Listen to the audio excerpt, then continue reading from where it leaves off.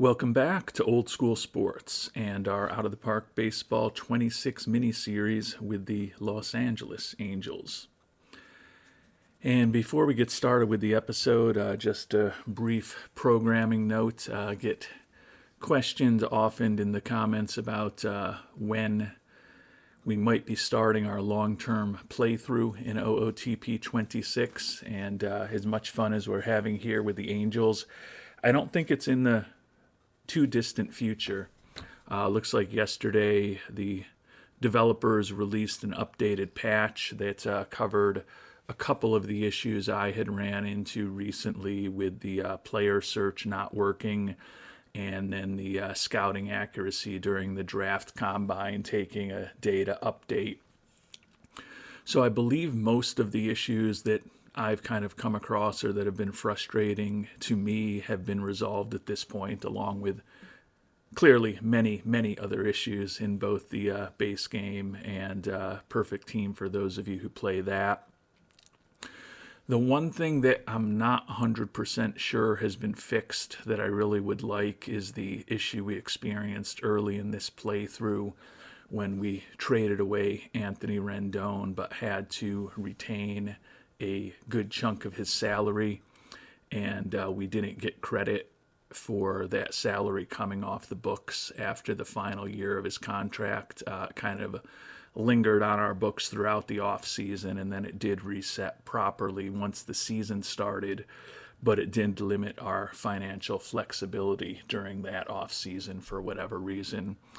I'm assuming that's a relatively minor fix that's been taken care of, but I think I am going to go and play a game where I do something similar with the Yankees or something and dump Stanton or Cole or LeMahieu or any of the other contracts that they have that are rapidly becoming problematic, and just make sure that that error doesn't duplicate. But it seems like the beta version of the patch they released yesterday is addressing a lot of the issues that were kind of lingering in the game. So my hope is that once that's up and running for everybody, which I'm guessing will probably be early next week, I could potentially look to transition into a long-term playthrough, whether that means we've got, 1 or 2 or maybe 3 seasons left in Los Angeles, still TBD. But I certainly don't think it's a handful of seasons left in LA at this point. Still deciding on who I'm going to play with in that long-term playthrough. Think leaning in a direction that might be a bit of a surprise, but we'll decide that and let you all know once the decision's been made. Another thing that people frequently ask for is to kind of go through the start of game settings, so I'll be sure to do that when I do decide on my long-term playthrough. As I think I've said in the comments to a lot of people, I really don't tweak a lot of settings. I kind of, for the most part, other than cranking up trade difficulty and, tweaking a couple other things. I know I do like to see player personalities, but for the most part, 95% of the settings I don't do anything at all with, but I will walk through that when we get to the long-term playthrough. But back to this playthrough, we are in a pretty good financial position, 10th biggest budget in baseball, and we've got over $30 million available to potentially take on some contracts during this season if we make some trades, and also to enhance how much we can spend in the draft if we happen to pick some players who are well above slot. Taking a look at our owner goals for this season, Artie Moreno wants us to reach the playoffs after winning 94 games a year ago, winning the division, and having a first-round bye. We certainly want to make the playoffs as well. We talked at the end of last episode, our preseason prediction of 87 wins was definitely disappointing. I think we'll ultimately be better than that. Another goal for this year was to extend the reliever Sam Hentges. He, as you can see, went across town to the Dodgers, so he has officially left the team. We've had a very high priority goal for several years to improve fan interest that we've made good progress on. We had a goal to acquire a Cy Young Award winner that we declined in favor of a goal that became a high priority goal to upgrade center field, where former 6th overall pick and a top 10 prospect in baseball, Andres Rodriguez, is going to be our everyday center fielder this year coming out of spring training. And hopefully when all is said and done, will represent a nice upgrade there. The funny thing is, as I mentioned, we swapped out of the Cy Young Award winner goal, thinking there was no way we would ever sign a Cy Young Award winner for the goal to upgrade in center field. And talked about this at the end of the last episode, but we actually have signed a Cy Young Award winner, Jacob deGrom. He's going to be injured for the next 4 months with that torn labrum he suffered last year, but he's been effective a pitcher when he's been healthy the last couple seasons for the Rangers. And the hope is that maybe he can be a real nice boost for our rotation and or our bullpen the final month or so of the season into the playoffs. Only had to pay him $9 million. We've got some bonuses for the Cy Young Award, the All-Star game, and 160 innings pitched. Since he's out for 4 months, there is no way that he will qualify for any of those, so we're going to owe him $9 million. So it's a relatively expensive lottery ticket, but it is kind of funny that we did end up signing a 2-time Cy Young Award winner, even though we thought there was no way we would ever do that. The disappointing thing is we lost a 3rd-round pick for signing Jacob deGrom, which for a 1-year, $9 million deal for a guy who's going to be injured all year. Clearly, I just don't know the rules, but I did not think that that type of contract would have triggered us losing a draft pick. He's already received a qualifying offer, but clearly that could have been... Okay, so yeah, he did. It's kind of crazy. As a 39-year-old, this was the first time he ever got a qualifying offer, apparently. So because we did end up signing him, even though it was basically after the season had already started, we still owe that compensatory pick. So that's a little disappointing. I think I probably still would have went for him because we're in win now mode if I had known we were going to be losing a 3rd-round pick, but just something that I didn't check all that closely. We did get a 1-point bump to fan interest by bringing him on board, so that helps very slightly on the margins. We will still have a 3rd-round pick next year, though, because if you remember, we drafted an impossible-to-sign player in the 3rd round, didn't end up bringing him on board, but instead of having 2 3rd-rounders, we're back to just 1 in the draft that will be happening a few months from now. One other final note before we get moving. Ben Joyce, the good reliever who we're hoping will have a prominent role in our bullpen. He's flamed out as a closer for us, but I think in a middle reliever setup role, hopefully he'll be good. The 27-year-old missed most of last season, and he was awful with a 37.80 ERA in 5 games when he was with us. But we've got him down in AAA when the season starts there to begin a rehab assignment, and hopefully he'll be joining us in the not-too-distant future. As we talked about, I would think that the lefty Sam Aldegari or the righty George Klassen, who are both kind of in long and middle relief roles for us right now, guys who certainly aren't established major leaguers quite yet, are the 2 most likely to lose their jobs when Joyce is ready to go. And if Joyce doesn't work out or we need more help in the bullpen, as I noted, we've got money to bring some talent on board through trade. Question is whether we'll have the assets to bring that talent on board through trade. And with that, it's time to get the 2028 season underway. Certainly expect to be a playoff team and would love to win the division again and would love to be one of the top 2 teams in the AL and get a first-round bye again. But the primary goal is to get this team back into the playoffs for a 2nd straight season and ultimately have this team in a stronger position at the end of this season than it is right now. Rodriguez still a little worried about his contact, but we did have good result with him in the development lab where he improved his error and his arm ratings.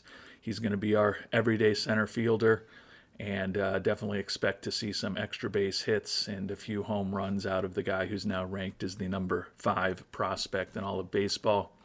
He was very successful last year in 53 games in Double-A, 84 games in Triple-A, and he was actually the MVP of the Arizona Fall League. So although he's got a lot of improvement possible to reach his ceiling, we're going to give him a shot here to get the rest of the development time that he needs at the major league level. Take a quick look, I guess, at our coaching staff and hopefully the guys who will be working with Rodriguez to help him improve.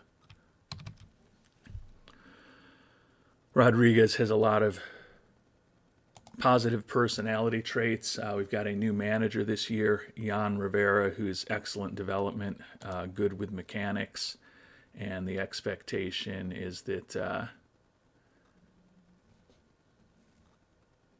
why is our buddy not listed? I'm wondering why we don't see a relationship. Oh, we do. I'm just blind. Excellent relationship with Andres Rodriguez, so that should certainly help with his development. Bench coach, Bo Porter, expecting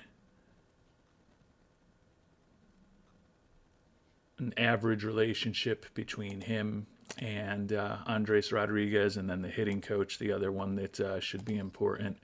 And we're expecting an excellent relationship with Jeff Bennington, who's legendary at teaching hitting, excellent with development, and legendary with mechanics. So we think hopefully set up to keep Rodriguez development going well here.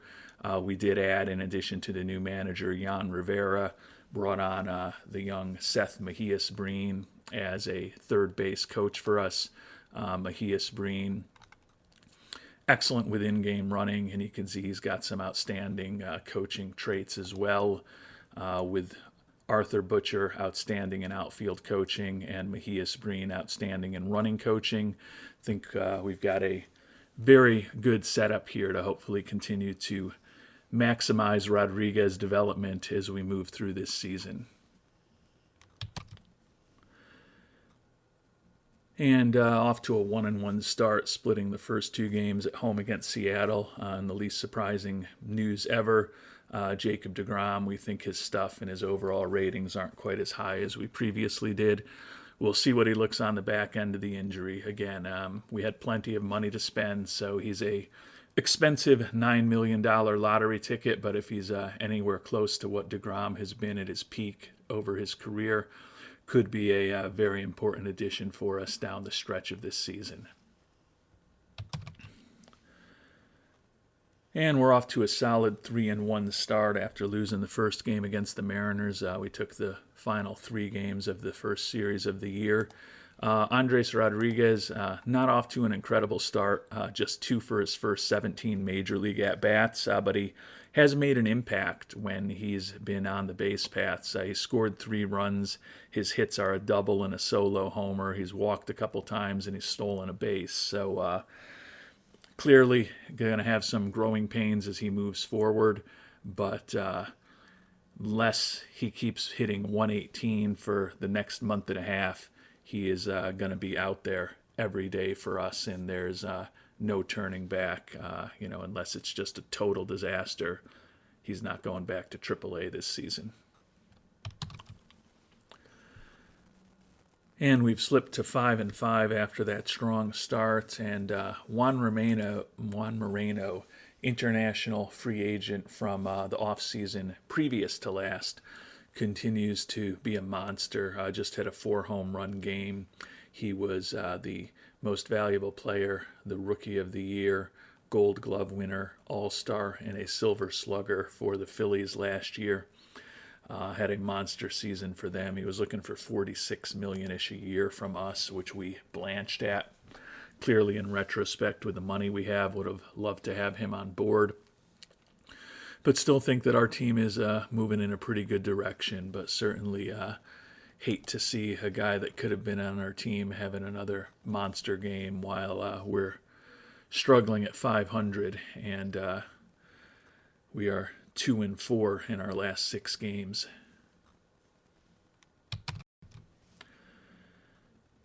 And right after I'm bemoaning how poorly we're playing, we've ripped off 6 wins in a row over the past week to stretch our record to 11-5. Best record in baseball, 2 games up on the Mariners, 4 games up on the Astros. Obviously, it's very early going. Addison Barger, 3rd in the league in ribbies, and John Duran is 3rd in the league in saves in the early going. Ben Joyce, we've had him down on that rehab assignment for a long time at this point. He hasn't been particularly effective, 6.23 ERA with 4 hits and 4 walks allowed in just 4 1/3 innings pitched. We'll have to make a decision on him in about a week, but he hasn't forced our hand yet, but certainly think that ultimately getting his ground ball tendencies and triple-digit pitches back onto our team will help, but hoping that his stat line will look a little better and he'll have worked out the kinks of having missed all of spring training in most of last year over the next week before we have to make a decision on him. And Joyce does actually have 2 option years left, so we aren't forced to bring him to the major league roster, but also want to have a stronger view on whether we want to send Klassen or Aldegari or somebody else down. And Klassen, you can see, hasn't allowed an earned run in 5 1/3 innings pitched, and Aldegari has a 1.59 ERA in 11 1/3 innings pitched, so neither of them is really making a decision to send either of them down easy for us, which is good because it means that they are pitching very well. You can see our 1st and 5th starters in Schwellenbach and Contreras doing very well. Bradley, King, and Scott off to less impressive starts, at least by their ERA. And if you're wondering what Putt's been doing, has been playing better of late. He's pulled the average up to 222. He is, as expected, an extra base machine. 12 hits total, 7 extra base hits, including 4 doubles and 3 home runs. Interestingly, all 3 of his homers have been solo shots. Also stolen a couple of bases. 122 WRC plus and a 0.8 WAR already. Looking at his fielding stats, zone rating and defensive efficiency, both above average for a center fielder at this point, and he's yet to commit an error in 45 chances out in center field.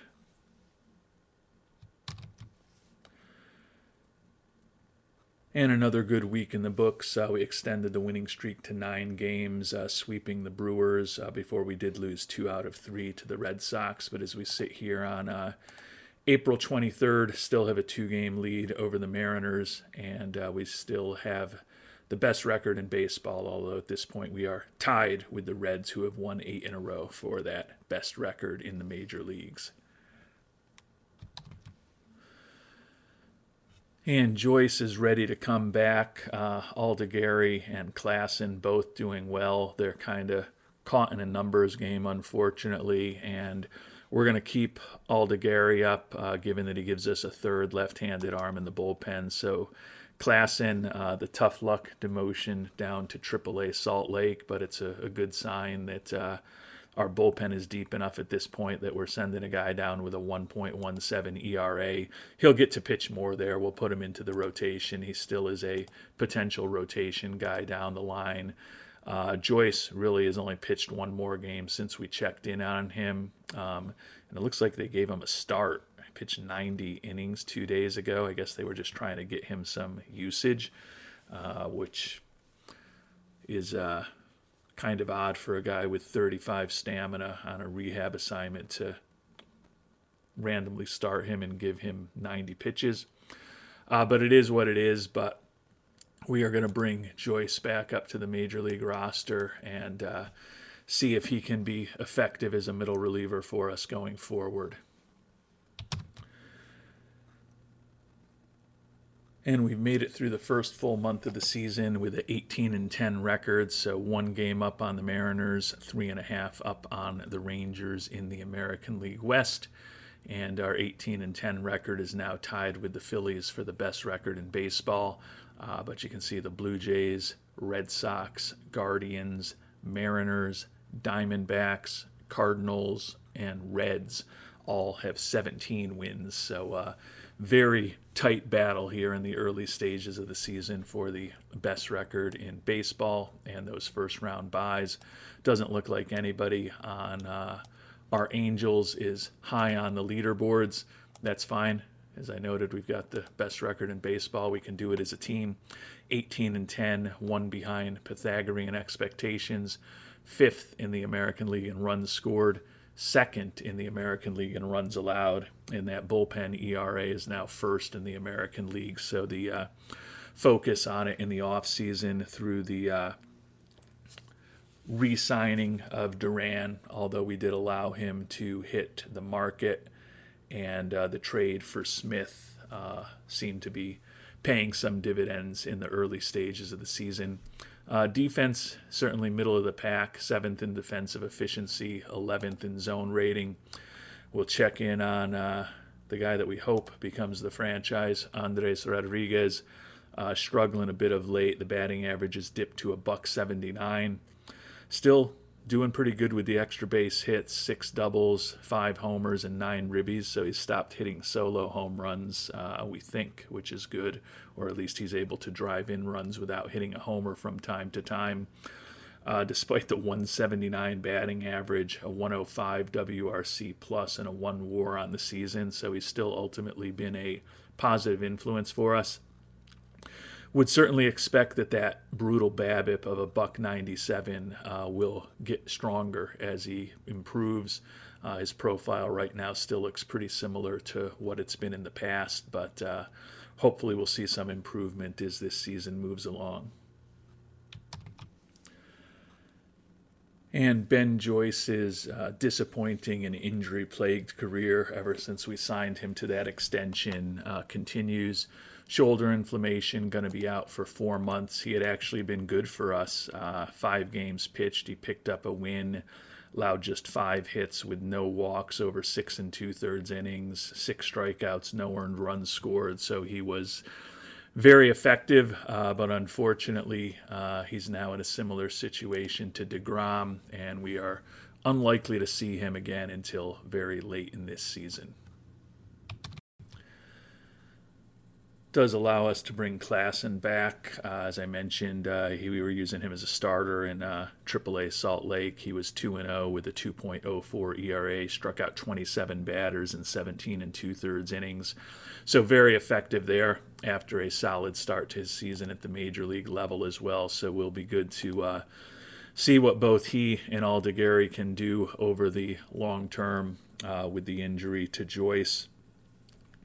Christian Scott, after a great year last season, a 5.17 ERA, and Michael King, not great either, but Taj Bradley has raised his record to 3-1 and lowered the ERA to 3.32, so definitely getting the type of pitching we want out of our top 2 starters in the rotation. And Duran has been really good with a 2.35 ERA over 7 2/3 innings. And Cade Smith, the other big bullpen addition this offseason, is really excelling in that stopper role. ERA of below 2, and he's already pitched 27 2/3 innings for us. And midway through the month of May, things still going very well for the Angels. Our 26-13 record is tied for the best in baseball. The issue is we're tied for the best in baseball with the team in our division, the Seattle Mariners, and the Rangers, also with a winning record, are only 5 games behind. Addison Barger, 2nd in the AL batting race behind Aaron Judge. Barger is 3rd in the league in OPS. Schwellenbach, 2nd in the league in ERA, and Duran tied for 2nd in the league in saves. Things going well. And hitting-wise, some good news also. Vlad Guerrero Jr. was just named the American League Player of the Week, hit .579 with 11 hits, homer and 6 ribbies. for the year. Definitely having the most effective offensive season he's had since we made him a very highly paid addition to our team. 285 average with 9 homers and 29 ribbies for a 144 WRC plus. The concern is that he's got a pending knee injury suffered yesterday, so hopefully that won't become anything too significant. And the good news on Vlad Guerrero Jr., he ended up just being day-to-day with knee tendonitis for a few days, so not a significant issue there. Unfortunately, Zach Neto has a fractured finger. He's going to be out for 6 weeks. He's a guy who's normal injury proneness, but he seems to miss a chunk of time just about every year for us. Last year was the most we've ever gotten out of him with 148 games. Previous 2 seasons, he started the year on the IL for us, and he's now going to miss about a month and a half. Having a bit of a down year for him, hitting just 244, which is similar to where he was a year ago, but his on-base percentage, his slugging percentage, and obviously math tells us also his OPS down from where they were a year ago, just a 96 WRC plus for him on the season. So the depth that we tried to build with the trade in the offseason for Royce Lewis hopefully will pay off a bit for us in the coming weeks with Neto on the IL, or headed to the IL. And speaking of Royce Lewis, he's actually put up a similar overall offensive performance to what we got from Mr. Neto, 95 WRC plus, 253 batting average, over 79 at-bats, but he'll certainly be getting some more playing time now. Pretty well trained up at second base, and he'll certainly be playing there every day going forward, I would think. He's been primarily playing against left-handed pitching for us thus far this season. And I've lied to you again. Royce Lewis will not be getting more playing time. We're actually going to put Addison Barger, who's having a big year for us, back into the lineup against left-handed pitching, and he'll play third base for us there. That doesn't have any impact on Lewis, who will continue playing second base against lefties. But we brought up the youngster David Mershon, who was probably our last cut coming out of spring training, and we're going to play him every day. The switch hitting second baseman is our number 9 hitter against right-handed pitching instead of Lewis, who, although valuable, still is a utility guy for us in the left-handed side of the platoon, or the right-handed side of the platoon technically against left-handed pitching. But Mershon is a guy who has been about a league average hitter in Salt Lake the last couple years. Doesn't really have much to prove. Very versatile defensively, and has some speed, ability to draw some walks. Don't think he's going to hit for a ton of power, but want to see a little more about what the 24-year-old can do if he's getting regular at-bats at the major league level. And I have officially jinxed myself, although I'm going to give Crowhop some credit on this. Crowhop asked jokingly yesterday how many hamstrings Royce Lewis comes with, and I said in response to the comments to a couple episodes ago that I thought hopefully we can keep him healthy, so when we have an injury, if we're only using him in a platoon role, he'll be ready to go. And of course, shortly after Neto goes on the IL and we potentially need more from Lewis, he's going to be out for 4 weeks with a pinched nerve in his neck. So he's been hitting a little bit better of late, now an above-average offensive player for the season. But certainly going to be a good opportunity for David Mershon to likely get more playing time. Definitely going to have to bring up someone with a bit of a glove to serve as a utility infielder for us, because with both Neto and Royce Lewis down, we're definitely low on people who can play second, third, and short for us. Really just have Mershon, Barger, and Volpe fitting that role right now, because we're not going to be playing Guerrero Jr. or Manzardo anywhere but first or DH.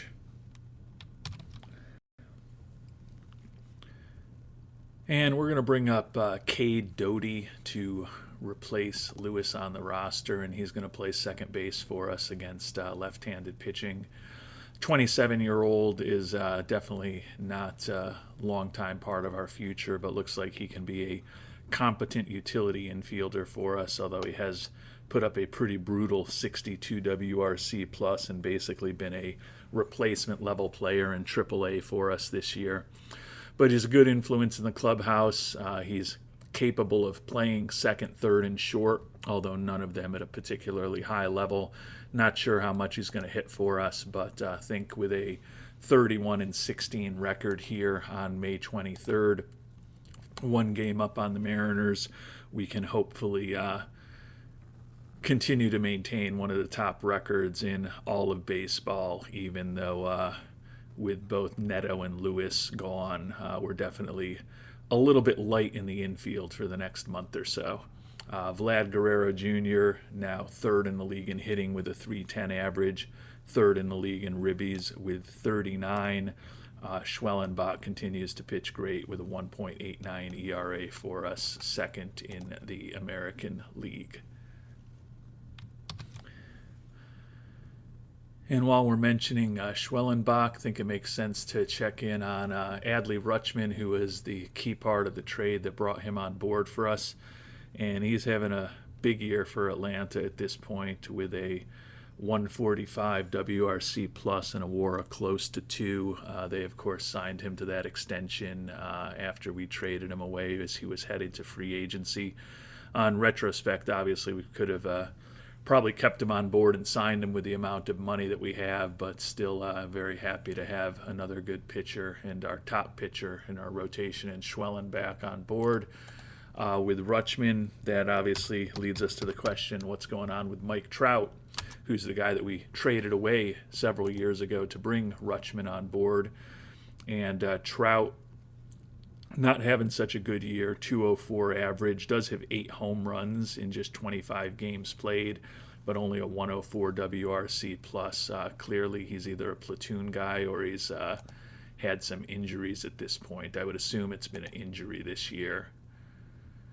Yeah, he had a high ankle sprain that kept him out for 4 weeks, so that's why he's played just 25 games so far, but looks like he is back and healthy at this point and still able to hit the ball out of the park and steal an occasional base, but the batting average and the on-base percentage of .282 are not particularly impressive.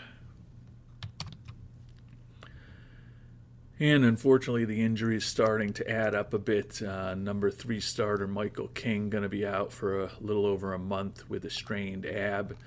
4-0 record for us. He's got the ERA just under 4, but he hasn't even gone 5 innings a start for us. Now, clearly, the 15 pitches that he pitched a couple days ago when he suffered that injury didn't help, but he's been effective this year overall with a 1.6 WAR, pitching better of late. Has struck out 62 batters in the 47 1/3 innings pitched that he's pitched for us, so not ideal to lose him, but could be an opportunity for somebody like Klassen to perhaps get his first significant starting rotation experience at the major league level.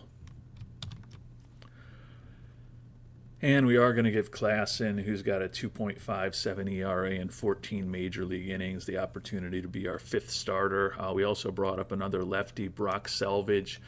Picked him up in that trade with the Yankees about a year and a half ago. He's 3-3 with a 3.70 ERA as a starter in AAA for us this year after going 11-5 a year ago. Going to get his first opportunity to pitch in the majors at 25 years old, working in long relief for us. You can see Alda Gary's ERA has ballooned to 5.58. So if and when the team is healthy or pitching-wise, or we decide to pursue someone through trade, Alda Gary looks like he could be a relatively easy guy to send down to AAA, as he at this point has been by far the least effective reliever we've had.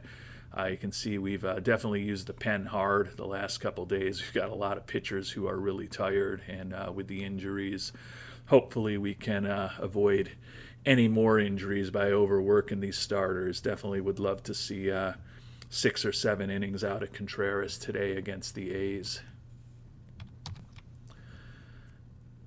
And we did get exactly what we wanted out of Contreras. 6 2/3 innings, 4 hits, 1 earned run, 7 strikeouts. He did walk 7 batters, but threw 136 pitches.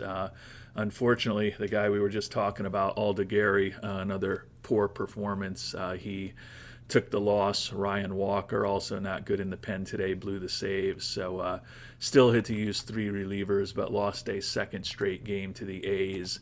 And as we're closing in on the final days in this month of May, we've slipped with 3 straight losses to a game behind the Mariners in the division. Even though we still have the second best record in baseball at this point, we'd be a wild card if the season were to end today. And as the month of June begins, we're still second in the division, game behind the Mariners. No longer have the second best record in baseball. Those were 2-8 in our last 10. Barger second in the batting race. Guerrero still third in the league in ribbies. Schwellenbach still second in the league in ERA, but the team has been struggling over the last week and a half or so.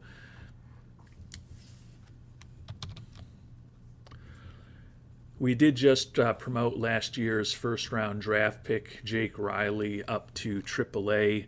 He was 6-1 with a 2.47 ERA and 10 starts in AA for us.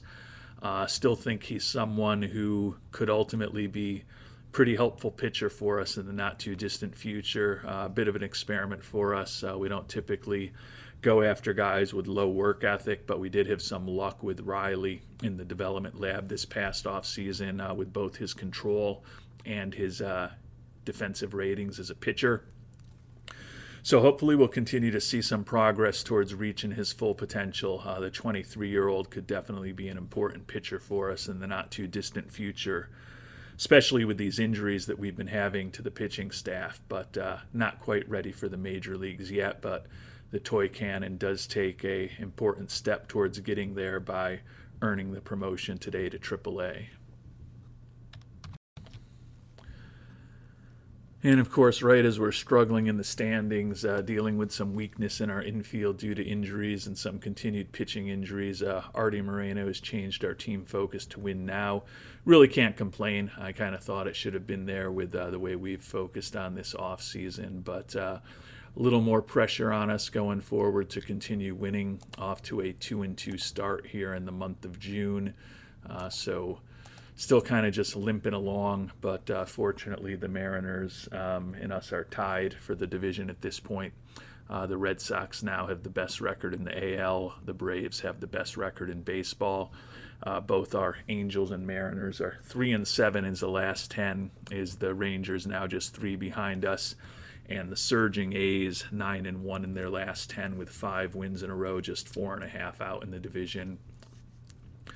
So we've definitely made things tighter with the fact that we haven't been playing as well of late, but hopefully we'll break out of this little mini slump in the not-too-distant future. And we've made it to the Major League Draft Combine, or the first-year Draft Combine. Unfortunately, only 42 of the top 100 prospects are going to be here this year, and only 2 of the top 12 prospects, pitcher Jorge Ornelas and pitcher Marcos Bueno. So I've generally been pretty constructive on the Draft Combine. I think it adds an interesting twist to the game. I like that you can kind of use it to really get up the curve on the scouting of some of the key players. I guess to be more negative about it, my concern this year is that we've only got 6 of the top 25 prospects in baseball who are going to attend, and it does seem like it is pretty hard to get scouting accuracy up as high as I'd like it on the players in general in the pool in the game, in this new version of the game.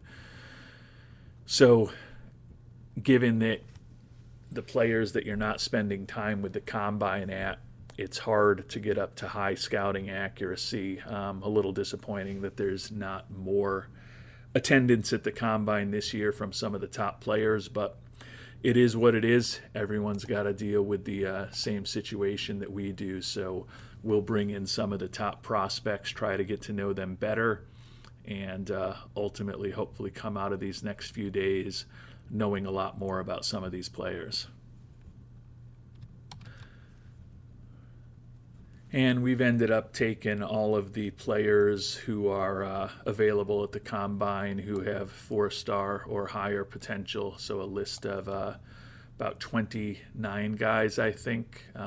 Maybe it's 27. I can't remember. I'm sure that number is shown here somewhere if I were to look for it. But have to, as much as we want to get scouting accuracy up and build relationships with as many players as we possibly can, feel like we have to kind of throw a bit of a broad net this year because as we think about this upcoming draft,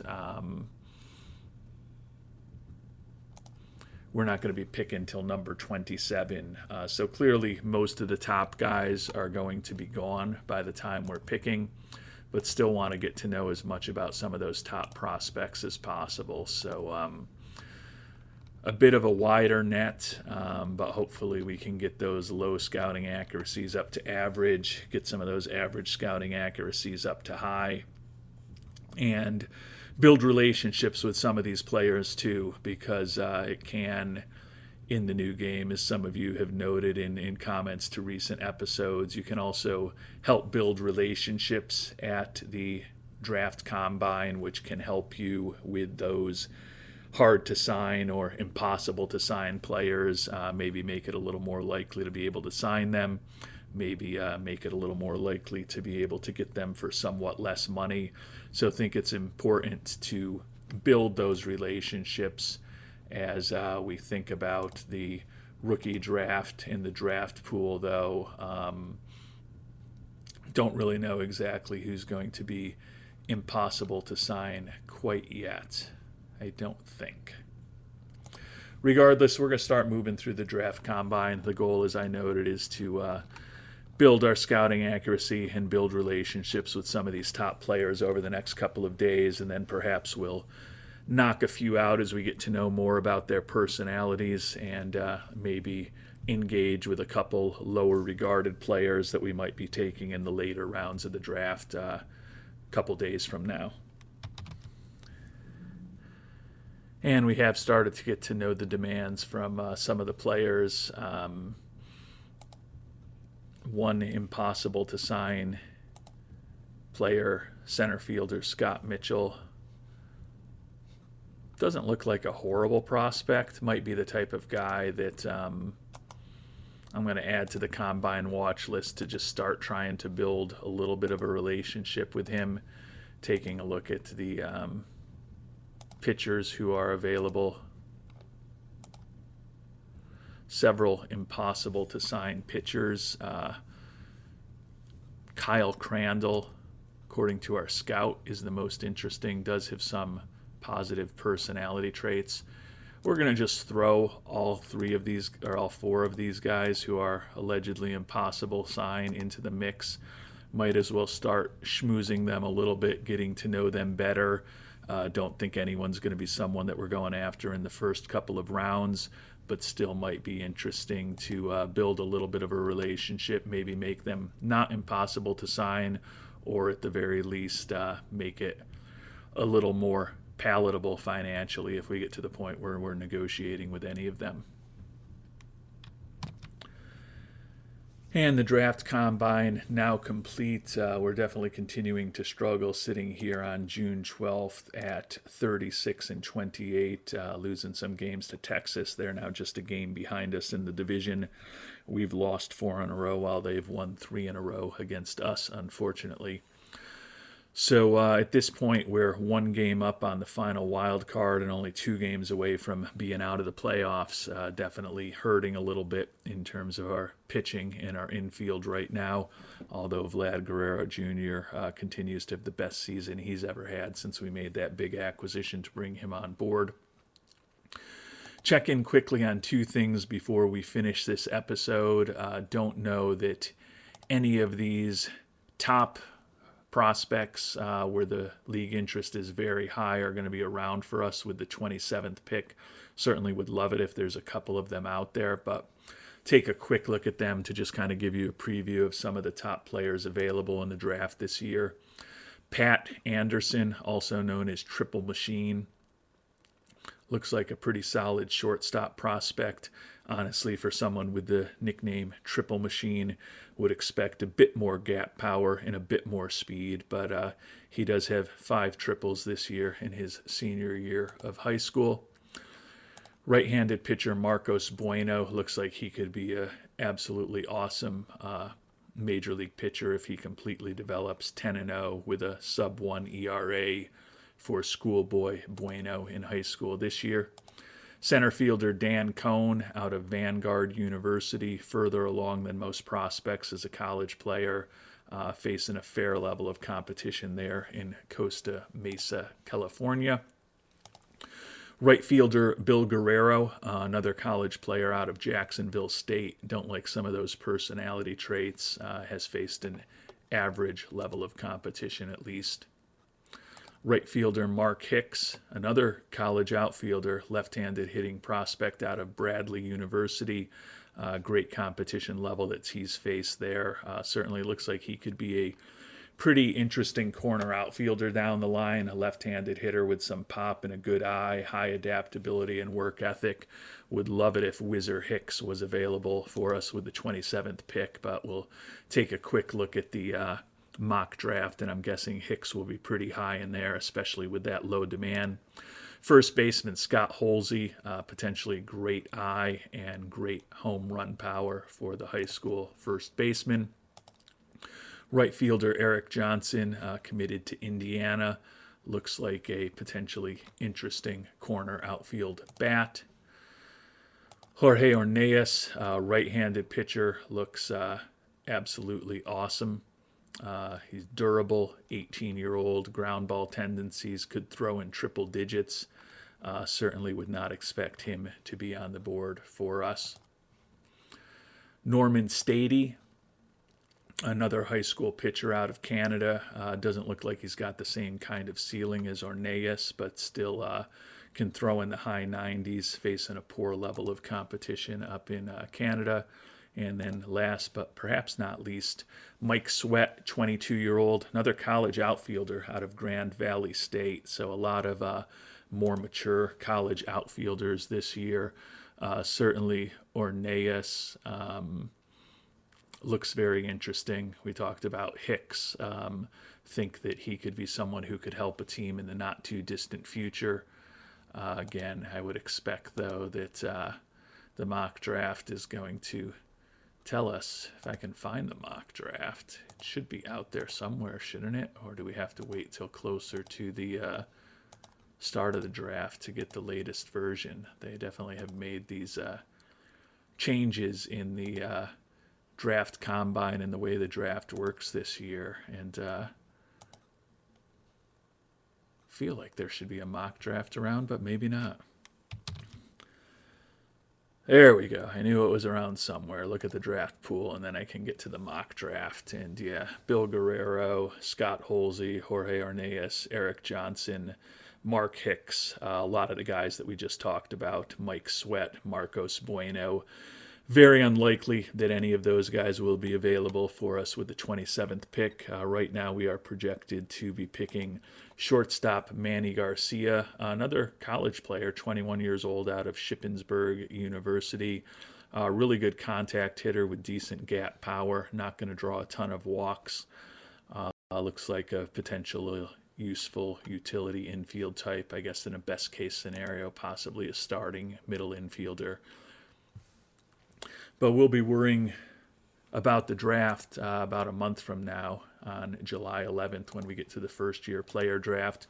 Before we finish things off, though, we'll take a look at the trade block, just who's out there being actively shopped by their teams. Pitching-wise, unfortunately, doesn't look like any real difference makers out there. We'll take a look at the batters who are on the trade block right now. Jose Ramirez certainly would be a bat that could help us, although he's having a down year for him with a 90 WRC plus, and he is 36 years old at this point, playing first base now, still with the Guardians organization. Making good money, but he's in the last year of that contract. Definitely seems like a bat that could help us against right-handed pitching. I'm guessing he's got 10-5 rights at this point, or a no trade.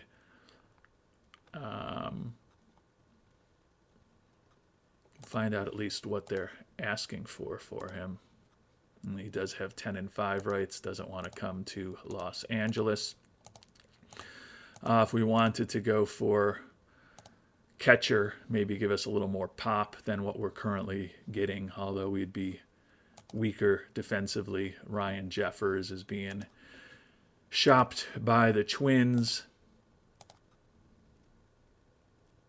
and they're looking for a pretty significant major league piece or one of the higher end prospects in our organization for us to bring him on board. So not something we're going to jump at quite yet.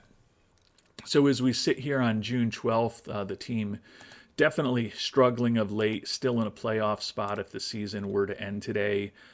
Excellent April, respectable May, and a below average June at this point. Fifth in the American League in runs scored, second in the American League in runs allowed. Still a game below Pythagorean expectations. The big disappointment is our defense, 14th in defensive efficiency, 13th in zone rating. We'll be doing our mid-season review in the next episode as we start getting closer to the draft, closer to the trade deadline. So we'll check in on everybody then, see what gaps we have defensively. As we think about the team right now, certainly dealing with some pretty significant injuries with Neto and Lewis both on the IL. Lewis looks like he could be back in less than a week at this point, still 3 weeks away from Neto, and then a couple weeks away from King, a couple months away from deGrom, and 3 months away from Joyce. So we do have some guys who will potentially be helping us before the end of this season, and some pretty significant injuries on the IL. But outside of Lewis, the cavalry isn't coming over the near term. Check in one final time on what Andres Rodriguez has done through the early stages of his major league career. 216 at-bats, 10 doubles, a triple, and 10 homers, driven in 20 runs. He's scored 41, 7 of 8 on the base paths. The batting average just 227, but he has walked 34 times, so the on-base percentage is 342. Overall put up a 113 WRC plus and a 2.1 WAR, not even midway through the season. Taking a look at the fielding statistics, zone rating and defensive efficiency, both above average. He has made an error now, we expect, given his really good range, but the weak error rating that he is going to make some errors out there in the outfield. But would think that we're still in a pretty solid situation with him. Yeah, that upgrade in center field going well in terms of reaching the playoffs, going well in terms of improving our fan interest. So right now, the only negative we have as far as the goals is the decision not to extend Sam Hentges. But our winning percentage is down a bit from it where it was a year ago, 580 a year ago, 563 now. As we talked about, haven't been playing as well of late, but hopefully we will get this team to where we want it to be in the not too distant future. You can see some quick summary stats for everybody here. Guerrero Jr. and Barger continue to be some of the better offensive players on our team. The bottom of the order with Volpe, Baldwin, and Mershon hasn't been great for us.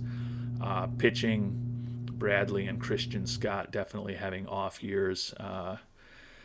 Klassen's ERA has climbed since he moved into the rotation, and Joan Duran must have gotten rocked once or twice because he's now got an ERA of close to 6 on the season. Certainly would hope that would improve going forward, but with a reliever who's only pitched 15 1/3 innings, 1 or 2 bad outings can definitely have a pretty significant impact, and it seems like that's happened to Duran. So things are going okay. Probably going to need to make some changes as we get closer to the trade deadline, and we'll talk about our plans around that in more depth next time around. Until our next episode, thanks so much for watching, and hope you have a great day.